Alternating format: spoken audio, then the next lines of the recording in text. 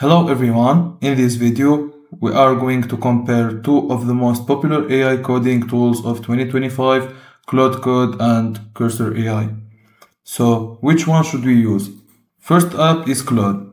Built on Anthropic's Claude 3.7 models, it's known for its natural reasoning, clean code suggestions, and super strong refactoring abilities.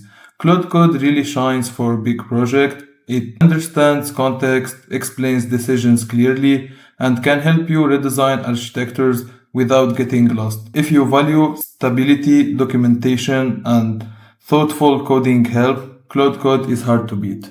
On the other hand, Cursor AI is all about speed and workflow. It deeply integrates into your editors, auto-generates files, and can update multiple parts of your code base at once. Cursor feels fast, practical, and hands-on, perfect for people who wants an AI pair programmer that works with a power tool. So which one wins? If you want deep reasoning, safer changes, and clear explanation, choose Claude Code.